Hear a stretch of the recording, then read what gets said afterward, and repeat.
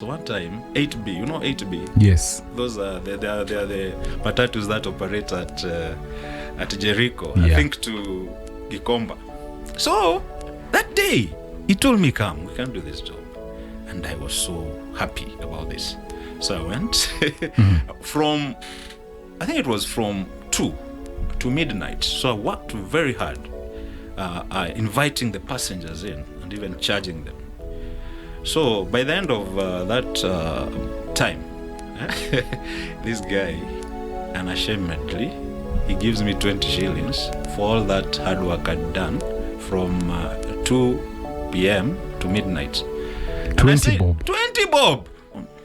There was a time we had a date. Yeah? We said that this Saturday we may decide to go just out and chill. So this day I prepared myself, I cladded well, and we were to meet. You know, by then like summer, ilikuwa bush, kulikuwa na manyumba vile kuko. So tukaagree mali tutakutana na yeye. Yeah. Sasa kwenda pale, msichana badala akuje bana. We were to meet around, I think at around 2. So I popped there early. By 1 I was there. Yeah. So I didn't want to miss anything. Sikuwa nataka kuwe na excuse ati alikuja akaniko. So there. Na ujue sayo ni jua inawaka mbaya. Yeah. Sasa mimi nimeclad. So this girl, she didn't turn up. Pearl Radio, the home of fresh and classic hits. Yes, karibu sana Mr. Fred Buoga. Yes. It's been a minute. That's amazing, yeah. You know, one thing people they don't know is that you're my teacher. Wow. You're my high school teacher. Yes. And I'm telling you, we're seeing each other after 10 Good years. 10 good years. Yes. Yes. And I'm so humbled. I'm so humbled to host you. Like, who could have ever thought that one day I'm going to be sitting down here and hosting my high school teacher? Yeah? Yeah, it's so amazing. Karibu sana. Asante. Yeah, man. And you're still looking young. Sure. Yeah. You're equally young, except for maybe adding a little weight. I think my wife is doing a good job. Congratulations to her. Yes. But I'm so glad to host you. Yeah. Karibu sana to Pearl Radio. Amen.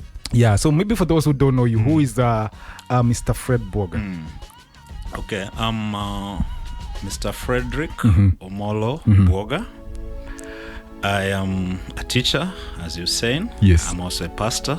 I'm married.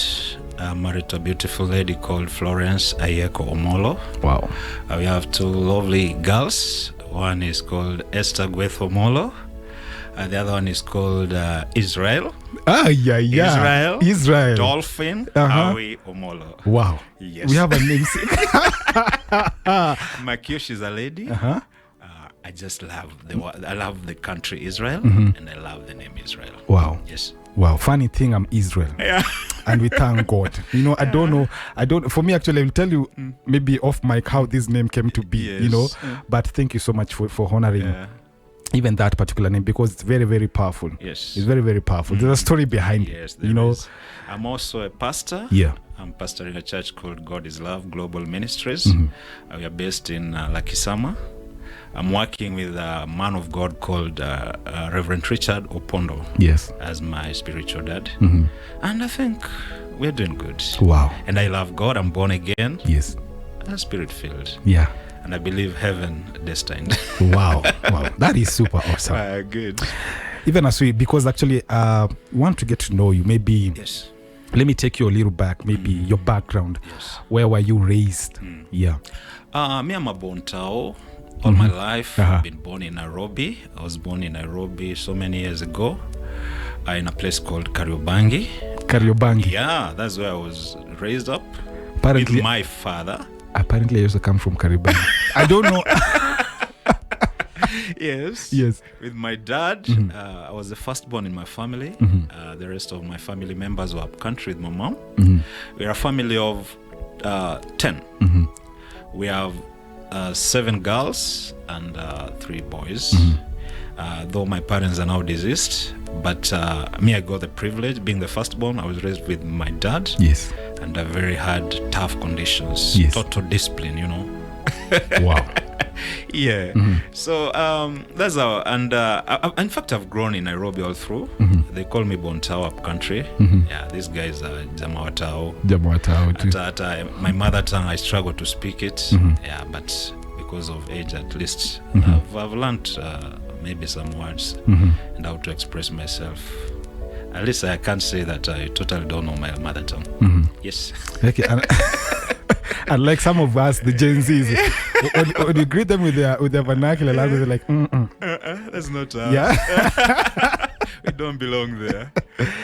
So, Mr. Fred, yeah, so you mentioned that you were raised in Kariobangi. So how was life in Kariobangi? Kariobangi, life wasn't very easy.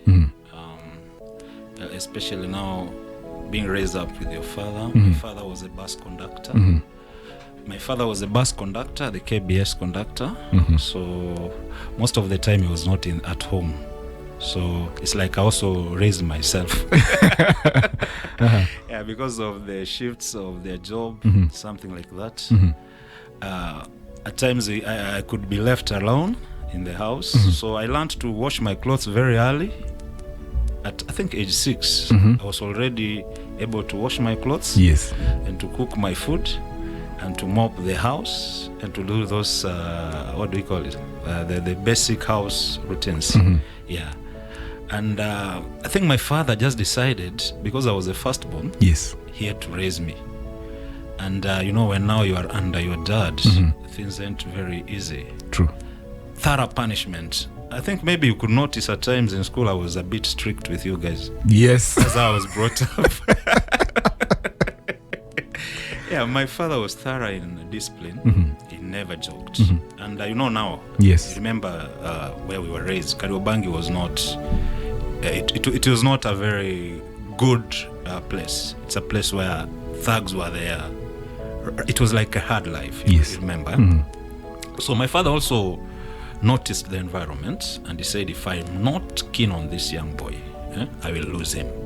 So I was brought up with viboko, kona chapwa vizuri. Kama kosa kadogo hivi, kangefanya unachapwa vizuri.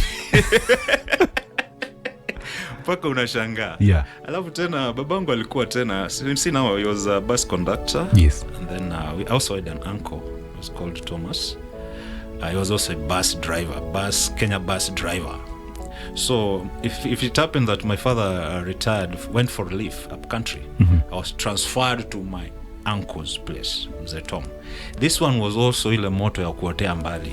So you see, I had to be straight by all means, despite the environment. So they never gave me a chance to be a thug. And I thank them. Nowadays is when I see they really worked on me. Yes. Because if they let me a little loose, I could have been thug. Yeah. And how about your schooling? Which actually school did you attend? Kariobangi North Primary School. Yeah. And I started in Marura, the nursery, yes, Catholic. Yes, I know Marura. Yeah, in fact, my entire life was just Kariobangi. Wow. The Marura, before it became what it is today, yes, it used to be a nursery school, Catholic nursery school. So I studied there for 2 years, and then after that, I was taken to Kariobangi North. I did my 8 classes there, from class 1 to 8, and then in 1990, I think I did my class 8, and then from there I went to Our Lady of Fatima, Kariobangi still. You see? Yes. Our Lady of Fatima, yes, secondary school. Yes. That is still in Kariobangi. Wow. So it's like my life was just Kariobangi. Yeah. Yeah, and that's where I was brought up. Yeah, so I can't, but I think my father did his bit. But now, being raised in that particular old environment, in as much your dad was strict, but you didn't have a relationship with Jesus Christ. Yes, yeah. By then, I was okay, I can't say that if you're Catholic, you don't have. Yeah. But the other thing my father ensured, my father was a staunch Catholic.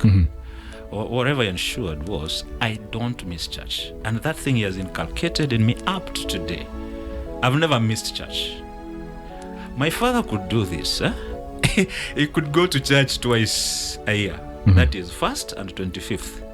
Those are the only days my father could go to church. Yeah. But the rest of the Sundays, from January to December, I was going on his behalf. And he developed a tactic. He could bribe me to go to church. So this is how he did it. Yeah. He ensured that I had offering for Sunday. Yes. And also the money for ice cream. So he tells me, you'll be going to church on Sunday, don't forget. So this is your money for sadaka. This is also for my sadaka. And this is for your ice cream. Yeah. So you see, he enticed me to like going to church. Yeah. So in my primary school or my toddler age, that's how my father raised me. And in fact, they say, train a child on the way they should go. When they grow old, they'll not depart from it. Up to today, me, I've never missed church. Yeah. I can't miss church. That's the word. Wow. I can't. Wow. And that's what I'm also doing to my children. Wow. Yeah. We really thank God for your parents, actually. They really invested in you. Yes. Yeah. Now, after finishing high school, did you join campus? After finishing high school, Yeah. I went to the Kenya Polytechnic. I think that was now the first time I was coming out of Kariobangi, because my entire education was Kariobangi based. So I joined the Kenya Polytechnic and I studied land surveying and mapping. Yeah, and then after that, I did some land surveying and mapping. We went to Kajiado, and then until I was chased by an elephant. What happened?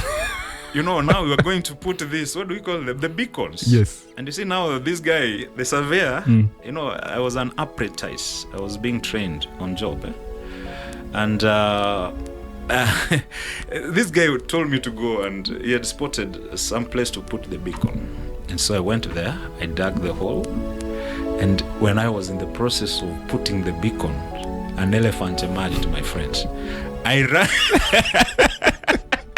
I ran for my life. Yeah. And when that project ended, I said, to hell with land surveying and mapping.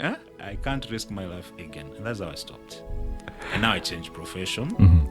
I decided to become a teacher. Because life has already taught. No, I can't dare Yeah. or risk interacting with animals and putting my life at risk. So I said I have to change profession. That's how I did it. So now you joined became a teacher. Yes, I became a teacher. So, and this one happened after, as a young people, you rebel against your parents. There's a stage when, after finishing the Kenya Polytechnic, I said, now I can't go back to my father's house. The reason is, you see, it's just so funny. When I finished Form 4, my father married a young girl. And amazingly, this lady was like my age mate. So when my friends, whom we did Form 4 with, they came at home, they could think I am the one who had married. And now I didn't like this. I didn't like this idea at all. You see, now they came, made jokes, funny. And now I didn't like that idea. So I said, if this is how things are, I'm moving out of my father's house. So in rebellion, I left. And I went to stay with my cousins in Jericho. And I stayed there. At times you could get vibarua, at times you couldn't. So at times, most of them, they were favored, they could get vibaruas, I couldn't. So most of the time I could stay at home.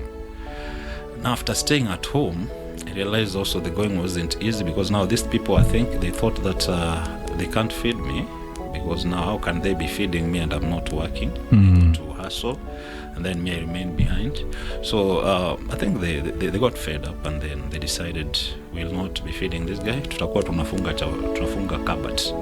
So the cupboard has glass. It is transparent. You could see food the other side, but you can't reach it because it has been locked. Well, it reminds me of the story of Moses. He saw the promised land, but he couldn't enter. That's it. Why? Yeah, so, and now I said, and then they started being violent. I said, it's better you deny me food, but don't dare get into me. Because before I got born again, I was very violent. Me, I used to, wezi niambia kitu, kwani wewe ni nani? Tutafight. You're getting. So they were beating I've you really up. changed. No, they never beat me. As in, me, you can't beat me. But now I started assessing the situations. I said, now at this rate, these people may even start doing what? Beating me. Yeah. So there was a Rasta guy there in Jericho. So when I've went to Jericho, there's this Rasta guy. He was also a bodybuilder. So we started being friends. And he was a makanga. So now that me, I could not get the jobs my friends were getting. And this guy was my friend. So one time, 8B, you know 8B? Yes. Those are they are the matatus that operate at at Jericho, Yeah. I think to Gikomba. So that day, he told me, come, we can do this job. And I was so happy about this. So I went from, I think it was from 2 to midnight. So I worked very hard, inviting the passengers in and even charging them. So by the end of that time, this guy, unashamedly, he gives me 20 shillings for all that hard work I'd done from 2 p.m. to midnight. 20 bob. 20 bob! Aye. And I said, no, I can't do this. And that was the last time. That was the last time I became a makanga. But I've been a makanga in my life. Uh-huh. Yeah. And then now you see, again, I was not going anywhere because I say I cannot be wasted. I can't be going for a job at 20 shillings. I do all that work. Then this guy just only appreciates me the 20 bob. So what happened is, I said now, did you ever question him? Like, how do you give me 20 bob? Surely. see, I questioned, but now the answer was not clear. But now I said, I can't allow myself to be wasted. Yes. To be used. So I said, to hell with makanga. If this is what they normally earn, I'm not interested. So I went back to staying while the others go. And then now I said, it's better unifungie chakula, naona sikuli, lakini mtu asijaribu kunipiga. So in the process of that, I joined this guy again, Rastaman built. Alikuwa anafanya karate. So I was going to Fafa Jericho, kata 1, kata 2. In fact, I know the katas up to today. Yeah. Yeah. But this was for self-defense. Oh. Yeah, so that's how things were. Yeah. Wow. So now you became a karate. Yeah, I became a karate. I know karate, kata 1, kata 2, kata 3, kata 4. Those ones I'm very certain. Though I may have forgotten because it's a while. No, Kagiri. And you know what is bringing my troubles? Yeah. Because I rebelled against my dad. Yeah. My dad never sent me away from home, but I chose, no. I cannot be humiliated by people claiming or saying my father's second wife is my wife. See those kiddish things, eh? Yes. But I came to see the light, like the prodigal son. I said, my father never sent me home, sent me away from home. So life became tough. You decided. Tough. It was so tough, so hard. And then God visits people in their moments of trouble. God visited me and he told me, your father never sent you away from home. Just humble yourself, eat a humble pie, go back home and start afresh. And when I obeyed that, went back to my father's house, he welcomed me. Even my stepmom didn't have issues with me. Yes. I was the only one with issues. I was welcomed, and then again, just the way I told you about my uncle, whom they were swapping. You see? Yes. Yeah, so my uncle allowed me to go back and spend there again. Yeah. And from there, I got this job of teaching kiasi, and my life started again picking. Wow. Yeah, so when I went back to my parents' place, they both welcomed me. Even my stepmom welcomed me, and it was good. Yeah. So I had a means to begin again. That okay, at least I had a focus. I was assured of place to sleep. I was assured of food, and I had now to be ambitious and decide now if my father can avail food. If I can be assured of shelter, I think now I can start pursuing some things. And then one time I just decided to look for a teaching job, and I went to Riverside, and I found a school. You know, these mashuletus are private. Yes. Yeah, and then I found a guy there. I presented my CV. I was a bright student. I gave them my Form 4, whatever. And then he said, this guy can teach chem. I started teaching chem long time ago. Chem. Yes, I taught you chem. Yes. Remember? Yes, you taught me chemistry, biology, and the theory. And theory, yeah. So he said, this guy can do it. And when they gave me an opportunity, I did it with much passion. And I think I worked there for like a year or two. And then slowly things started working. Things started working. So we didn't cut links with my friends in Jericho. So at times we could meet and just have chat, go out. You know, we are young people, we riot. So there's also this other funny day. I left, we went to riot. I didn't sleep where I normally sleep, so I slept outside. So the following day when I returned, I was so tired. And in fact, after taking my supper, I went and I surrendered early to bed. So where I was staying with my uncle, I had another guy who was staying together. And now because that day I was tired, I got into bed. I surrendered to bed early. And the mistake I did, which became later, which costed me later, I got into their house and I assumed that guy whom we sleep with in that house would be coming after me. So because I was tired, you know, ushailala kama umechoka, usingizi inakujanga. Yeah, so I just nilirudisha tu mlango na mimi nikajilalisha. So this guy never came back. He didn't come back. So that, and you know, that house was just next to hiyo njia watu wanapitia, mali watu wanapitia. Yeah. So I think these thugs, that night when they were passing there, they noticed that the door was not closed, and then they got in. Wow. So when they got in, they found me in a place where I was defenseless. They ransacked the house, they took everything they would take, and then they came to me. Then they said, now we've taken whatever we wanted, now do you have any money with you? I said, I don't have any money. Yeah?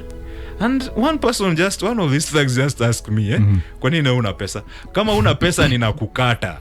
Just that way. And then akanikata kichwa bana. What? Akanikata kichwa paka damu ilitoka, my friend. And then I think nilirun crazy immediately. Unajua ukitoa damu mingi. Yeah. I started running everywhere. And it was at what time? It was around me at night, beyond midnight. Beyond midnight. Yeah.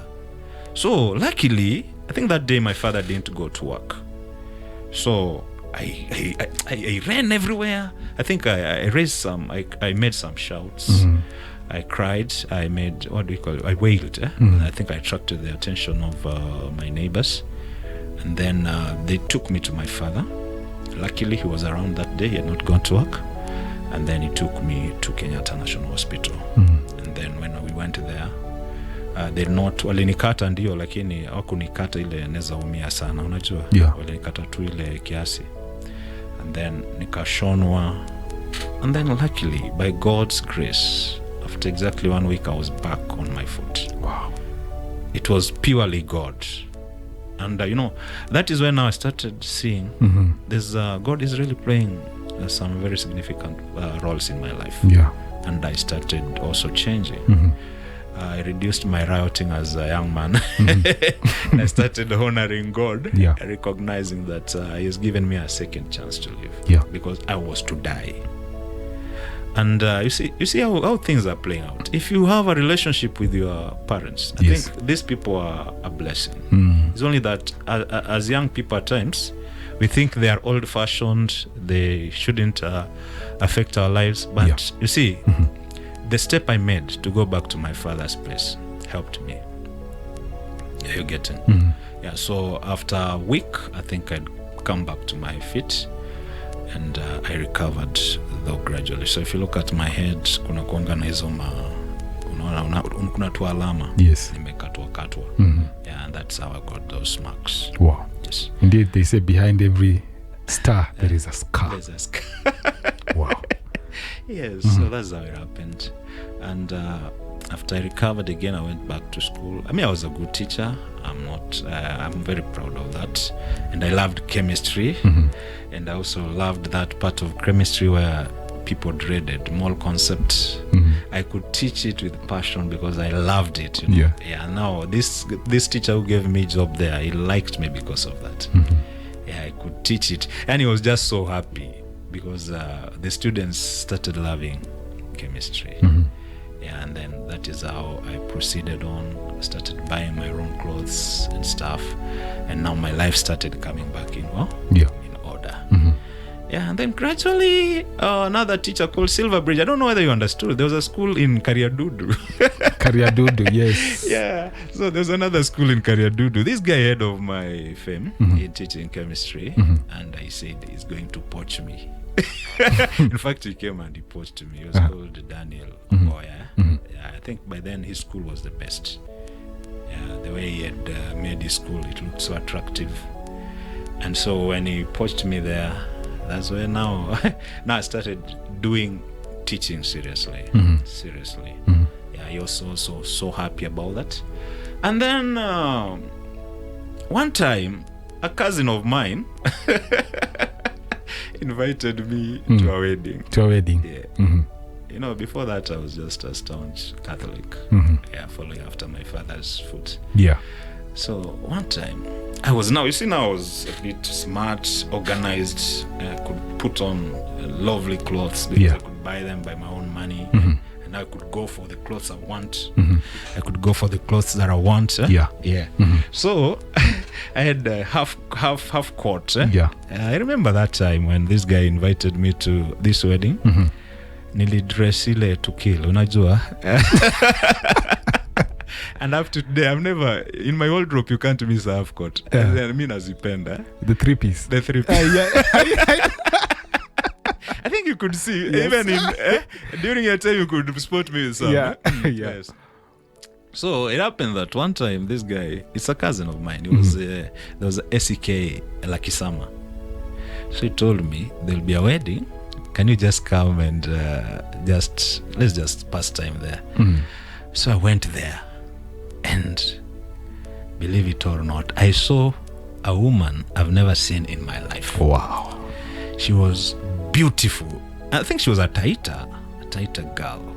So me, I went for a wedding. Instead of concentrating in the wedding, me, I was concentrating on this girl all through, since I got in until the wedding ended. Yeah, so I was throwing glances at her. She was equally throwing glances back at me. So it's like I felt like I'm interested in her. She was equally interested in me. So we exchanged several glances, and then I think boldly I approached her and I told her I'm interested in her.